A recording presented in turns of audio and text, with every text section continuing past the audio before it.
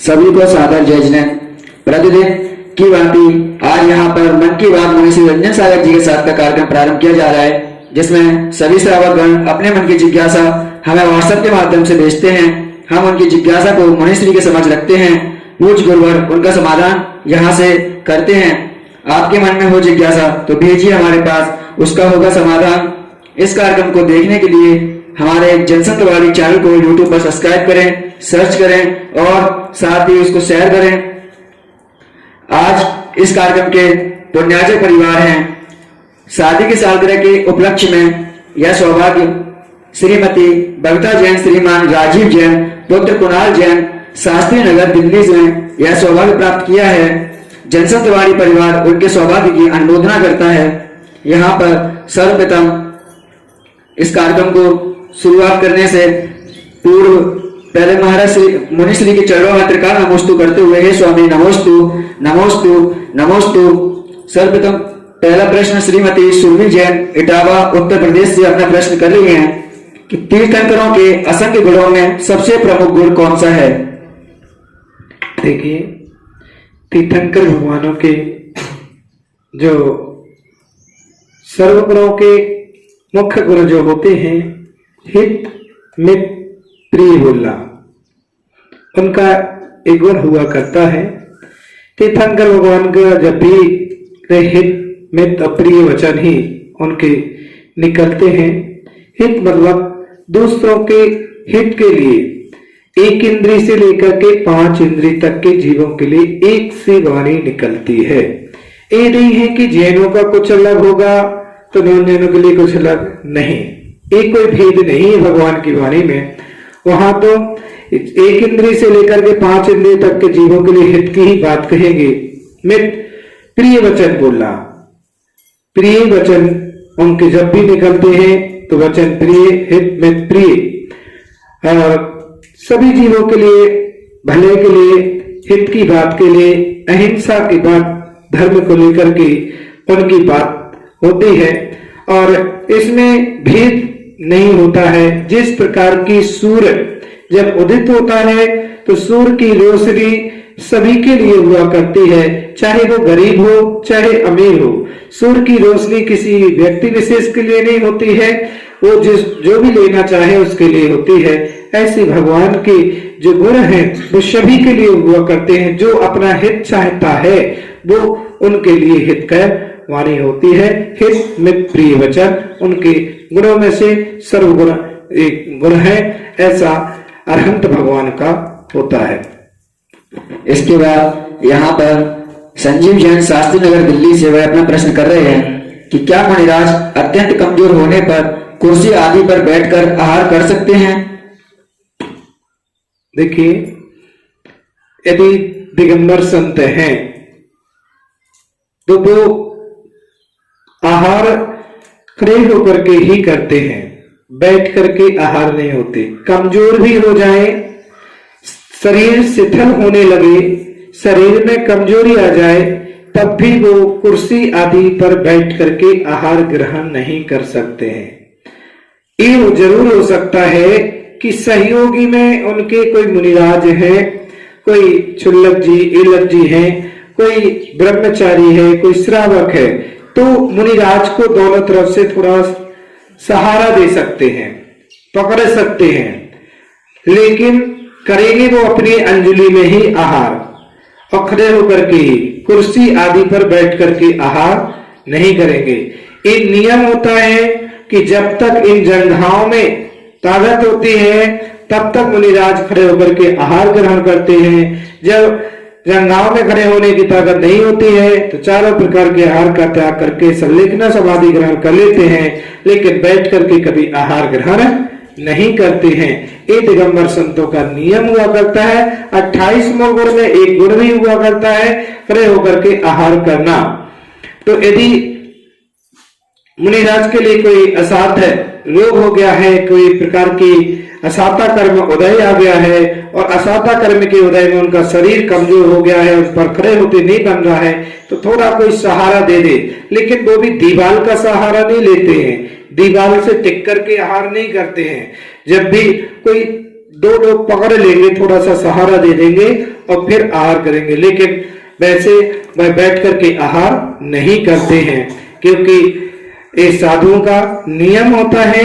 उनके मूल गुणों में एक गुण हुआ करता है, इसलिए उन गुणों का पालन करते हैं और अपनी सम्यक रूप से आराधना करते हैं।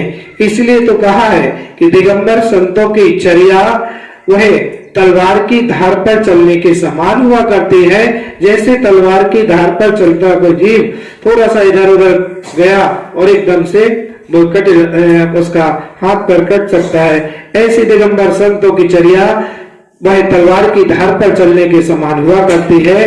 वो अपनी चर्या निरतिचार पूर्वक पालन करते हैं और उनकी आराधना साधना करके अपने उस गंतव्य तक सफर तय करते हैं जो उन्होंने लक्ष्य बनाया है, जो लक्ष्य उन्होंने निश्चय किया है कि मुझे मोक्ष को प्राप्त करना है।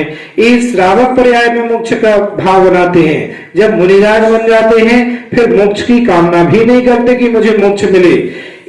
जब मोक्ष मार्ग पर चल रहे थे तब भावना बनाई थी कि मुझे मोक्ष मिले, लेकिन जब मुनिराज बन गए हैं अब उनको भावना नहीं बनाना कि मुझे मोक्ष चाहिए। अब तो बस अपना ज्ञान ध्यान में लीन रहे, अपनी साधना करें, उनका फल अपने आप मिलेगा।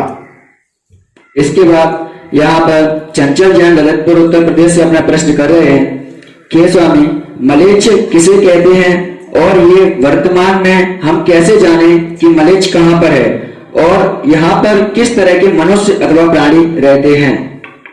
देखिए, मलेच्छ का मतलब है कि जहां विवेक नहीं है, विवेकहीन प्राणी है, जिनको न खाने का विवेक है, न बोलने का, न पहनने का विवेक है।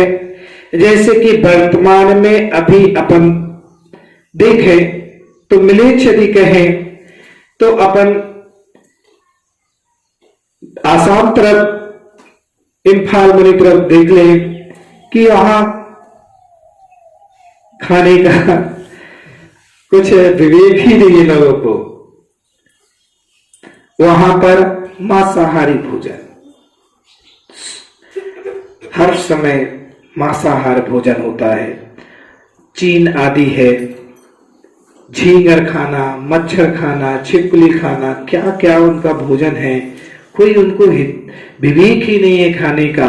मांसाहारी भोजन उनका हर समय चलता रहता है। ये साक्षात देखने को यही मलेच्छ मिल रहा है, यही तो मलेच्छ है।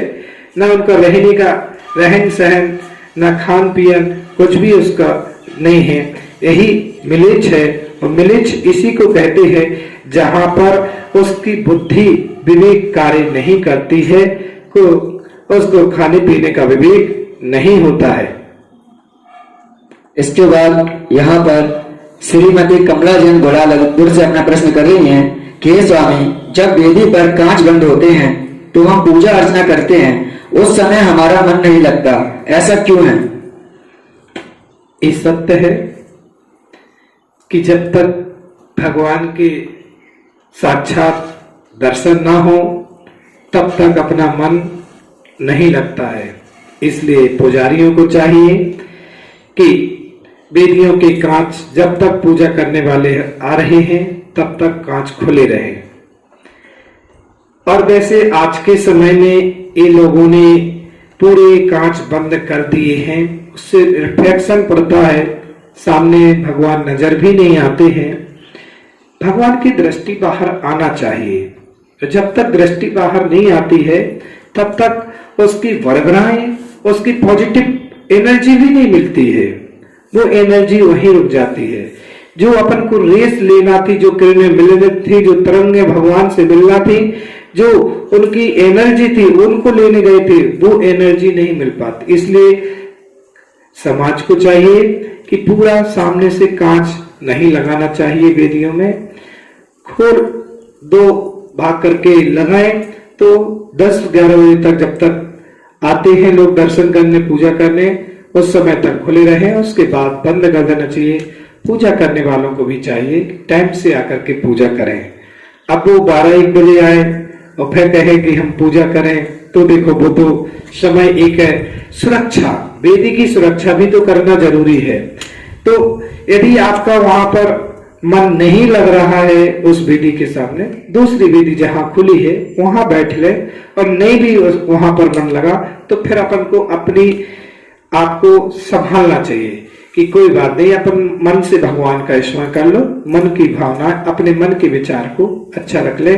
थोड़ा पुजारियों को कह सकते हैं कि उस समय आप कांच खोल करके रखें, क्योंकि वेदियों की सुरक्षा करना भी जरूरी है। आज के दिन में आए दिन में देखते जा रहे हैं कि आए दिन मंदिरों की चोरियां कैसे बढ़ती चली जा रही हैं। लोग किस तरीके से मंदिर खोला है, एक जगह एक पुजारी ने सुबह 6 बजे कोई श्रावक दर्शन करने के बहाने आया, किसके भाव को क्या पता, उसने देखा मंदिर खुल गया है, बुद्ध पूजा वैसे श्रावक बन करके दर्शन करने के लिए गया और 4 मूर्ति उसने अपने जेब में रखी और चलते बना और भगवान को ले गया।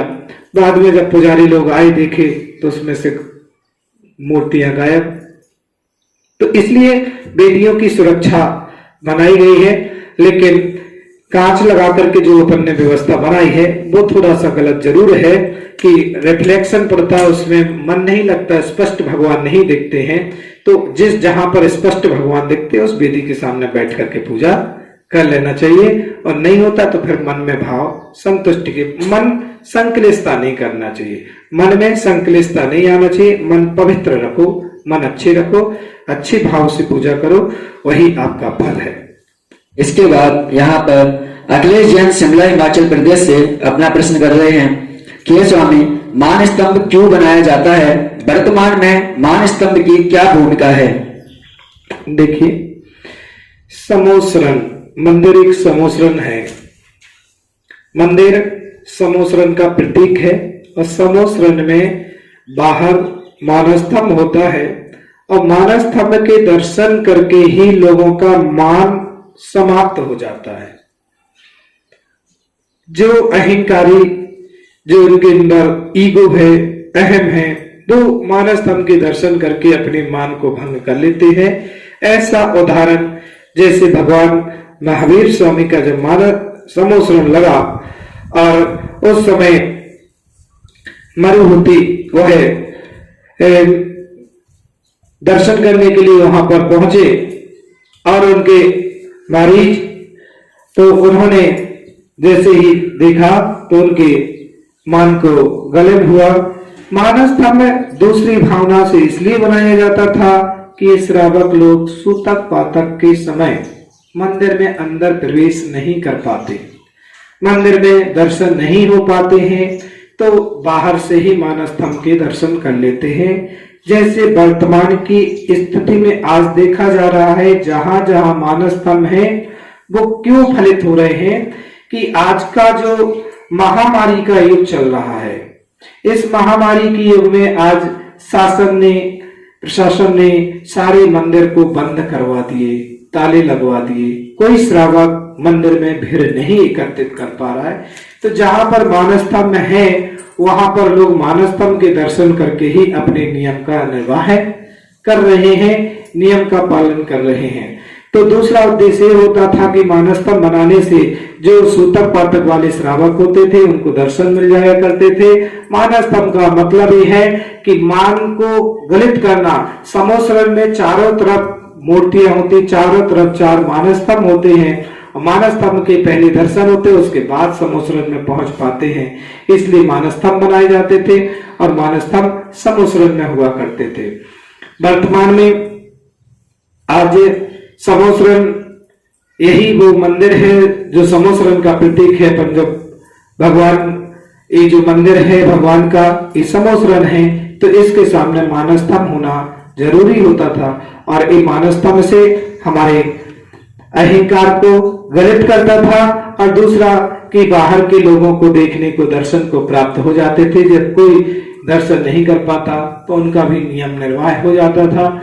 इस प्रकार से मानस्तंभ हुआ करते हैं, और मानस्तंभ में जो भगवान मूल नायक है उन्हीं का प्रतिबिंब अरहंत रूप में उस प्रतिमाएं होती हैं ऊपर। वहां कोई तीर्थंकर भगवान की प्रतिमाएं नहीं होती है, और भगवान अरहंत रूप में मानस्तंभ के ऊपर अरहंत प्रतिमाएं विराजमान होती हैं। और जब जिन तीर्थंकर का भगवान का समोसरण है, उन्हीं का प्रतीक रूप में सामने वहां पर मूर्ति एक दिशा में होती है, फिर चारों दिशाओं में प्रतिबिंबित होती है। चारों दिशा भगवान के समोसरण में भी एक ही तरफ मुख होता है उनका, एक ही तरफ दिखते हैं, लेकिन चारों तरफ उनका प्रतिबिंब चारों दिशाओं में दिखता है कि भगवान चारों दिशाओं में विराजमान है। भगवान अलग से चारों दिशाओं में नहीं विराजमान होते, वो तो एक ही जगह विराजमान होते, लेकिन उनका प्रतिबिंब झलकता है चारों दिशाओं में। ऐसे मानस्तंभ में एक तरफ भगवान दिखते हैं, लेकिन चारों तरफ उनका प्रतिबिंबित दिखता है। और वह अरहंत भगवान की प्रतिमा सबसे ऊपर। अब आज के वर्तमान के युग में अपन जो मानस्तंभ देख रहे हैं, कहीं 8 मूर्ति, कहीं 12 मूर्ति, कहीं 24 मूर्तियां, तो उनमें जो बीच में मूर्तियां लगाते हैं वो तीर्थंकर भगवानों की मूर्ति लगाते हैं। जो 24 तीर्थंकर भगवान हैं, उनमें से जो मूल नायक भगवान सामने है, उनकी प्रतिमा सामने फिर बीच में लगा देते हैं। लेकिन जो ऊपर का हिस्सा होता है, वहां अरहंत की प्रतिमाएं ही लगती है मानस्तंभ में।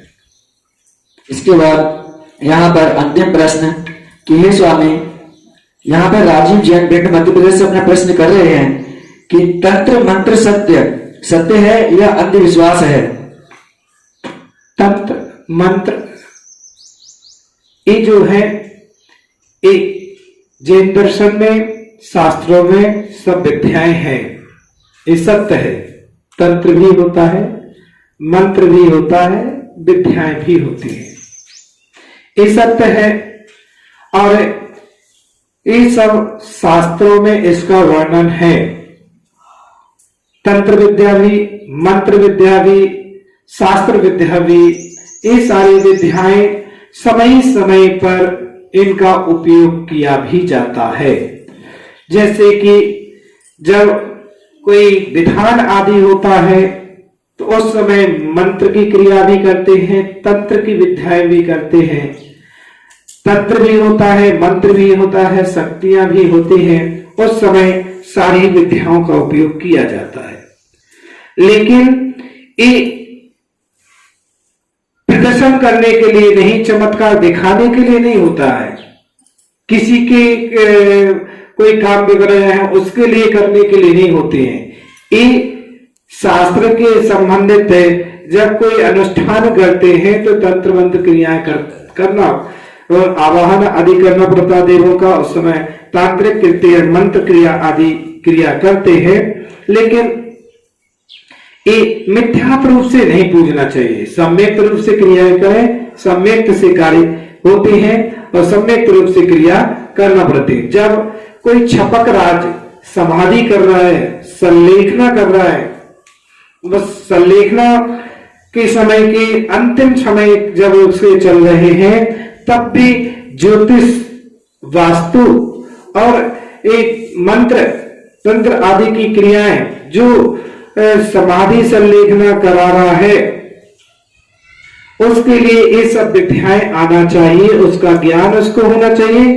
क्योंकि अंतिम समय के समय में उसकी आयु को देखना कि अब इसकी आयु कितनी शेष रह चुकी है, इसकी आयु का लक्षण को देखना, निमित्त ज्ञानों को देखना, इन सब बातों को उनका ज्ञान भी होना चाहिए कि अब उसके लिए देखना है। कुछ लक्षण उसके शारीरिक होते, लक्षणों को देख करके ये ज्ञान लगा लिया जाता है। जैसे कि भद्रबाहु स्वामी ने जब उत्तर भारत में अकाल पड़ने वाला था, तो उसके पहले जब उनके लिए सूखे वृक्ष के ऊपर एक कौवा बैठा मिला, काव काव कर रहा है, एक आहार करके लौट करके आ रहा है, एक बच्चा रो रहा है और रोने की आवाज आती है, तो वो अपने निमित्त ज्ञान लगा लेते हैं। निमित्त शास्त्र भी होते हैं, ये तंत्र विद्या, मंत्र विद्या के शास्त्र भी हैं, इन सब का ज्ञान लगा लेते हैं। और उन्होंने लगा लिया कि सूखे वृक्ष पर काला कौवा बैठा काम काम कर रहा है, इसका मतलब है कि आने वाले समय में यहाँ 12 साल का काल पड़ने वाला है, सूखा पड़ने वाला है। कौवा अपनी आवाज में कह रहा जाओ जाओ जाओ, आवाज कर रहा है। तो उन्होंने अपना निमित्त ज्ञान लगा करके उत्तर भारत छोड़ करके दक्षिण भारत की ओर चले गए। ये सब निमित्त ज्ञान भी लगाया जाता था, मंत्र भी किए जाते थे, तंत्र भी। एक सत्य है, एक मिथ्यात नहीं है, लेकिन मिथ्यात रूप से पूजना नहीं चाहिए, पूजना सम्यक रूप से चाहिए। यदि हम पूजना एक चमत्कार रूप में करने लगे तो मिथ्यात हो जाएगा, ये मिथ्यात की क्रियाओं में। तो मिथ्यात में नहीं फंसना, सम्यक रूप से क्रिया करें। इस भावनाओं से आप सभी विगत रोज की तरह आप देख रहे हैं जनसंत वाणी पर कि आपके अपने मन में जिज्ञासाएं उत्पन्न हो रही हैं, और वो जिज्ञासाएं मेरे पास तक आपकी आ रही हैं। जहां जहां से भक्त लोग अपनी अपनी जिज्ञासा दे रहे हैं, उन सब भक्तों के लिए मेरा मंगल आशीर्वाद है कि आप घर बैठे एक बहुत अच्छा कार्य सदुपयोग कर रहे हैं, जिन शासन की प्रभावना कर रहे हैं, जिन धर्म की भी प्रभावना कर रहे हैं। बैठे बैठे घर में आप अपने मोबाइल को खोल करके अपने समाधान को प्राप्त करते हैं, और घर में बैठ करके आपका उपयोग लॉकडाउन में अच्छा चल रहा है कि लॉकडाउन में लोग कहीं गेम में लगे हैं, कहीं कुछ कार्य कर रहे हैं। इससे अच्छा है कि आप 10 मिनट का अपना समय निकालो, 15 मिनट का समय निकालो और 15 मिनट अपने चैनल को खोलिए जनसंत वाणी, और इस समाधानों को जरूर सुने।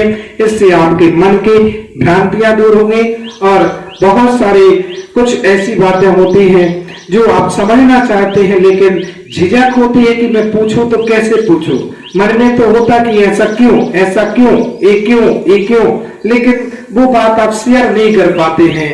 तो यहाँ तो आपको सीधा सीधा दूसरे के माध्यम से जो क्वेश्चन कर रहे हैं उनका समाधान मिल रहा है। आप सुनिए, आपका भी समाधान होगा। और यदि आपके मन में है डायरेक्ट आप गुरु से बात नहीं कर पा रहे हैं, नहीं पूछ पाते हैं, तो आप लिख करके टाइप करिए मोबाइल में, मोबाइल नंबर जो आ रहा है इस मोबाइल नंबर पर व्हाट्सएप पे आप अपना क्वेश्चन दीजिए और यहाँ से आप उसका समाधान लीजिए। सभी भक्तों के लिए मेरा मंगल आशीर्वाद यही है कि सद्भावना है कि आप जिन परेशानियों से गुजर रहे हैं, आपके जीवन में साहस, संयम और दृढ़ता आपके मन में आए और आप आत्मनिर्भरता के कदम उठाएं, अपने आप में बल संपन्न करें। यही मंगल आशीर्वाद है। ओम शांति शांति सर्व शांति।